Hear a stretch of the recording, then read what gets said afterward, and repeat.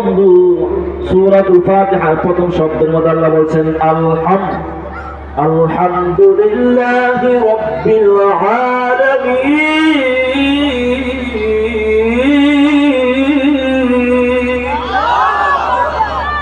আল্লাহ রাব্বুল আলামিন বলেন সমস্ত প্রশংসা আল্লাহ তাআলার, সমস্ত প্রশংসা রবের, সমস্ত প্রশংসা কার? যেরকম না কার? ভাইয়ার আমার, কিছুদিন আগে দেখা গেছে আমরা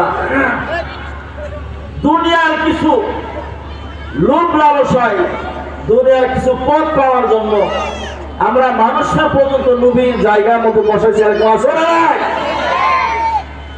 কিছুদিন আগে যেখানে নবীর স্থান, যেই জায়গায় নবীর স্থান, নবীর স্থানের মধ্যে মানুষের স্থান বসাইছে।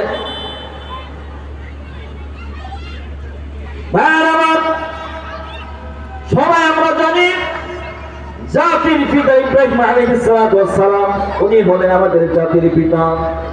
ও বন্ধু, দুনিয়ার পথ পাওয়ার জন্য, দুনিয়ার মানুষকে খুশি করার জন্য, ভাইয়ার আমার, দুনিয়ার মানুষকে খুশি করার জন্য আমরা আল্লাহকে খুশি বাদ দিয়া, আল্লাহর খুশিকে বাদ দিয়া দুনিয়ার মানুষকে খুশি করার জন্য নবীর জায়গায় মানুষকে আমরা জাতির পিতা বানায় দিয়েছিলাম। কোন ঠিক কিনা?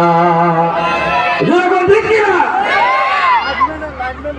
এই ভাইয়ার আমার, তোমরা এই কাজটা যারা করলা, এই ছেড়ে দেন, এই ছেড়ে একটা জিনিস চিন্তা করে দেখো, কোটি কোটি মানুষ যদি একদিকে যদি হন, আমার মাওলা আমার আল্লাহ যদি একদিকে যদি হন, তাহলে দেখবা কোটি কোটি মানুষ একদিকে হইল, আমার মাওলার শক্তির সামনে তোমাদের শক্তি কোনো কিছুই না। কোনটা কি না?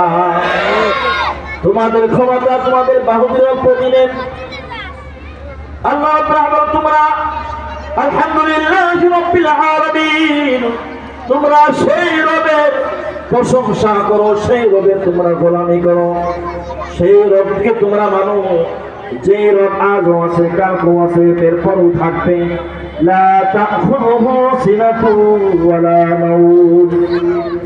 এমন রবের তোমায় কোনো, যে রবের কোনো ঘুম নাই, কোনো নিদ্রা নাই, যে রব কোনো খাওয়া দাওয়া করে না, যে রবের কোনো মৃত্যু নাই, আল হাইয়ুল কাইয়ুম, যিনি চিরজীব, সেই রবের তোমরা প্রশংসা করো, সেই রবকে তোমরা খুশি করো।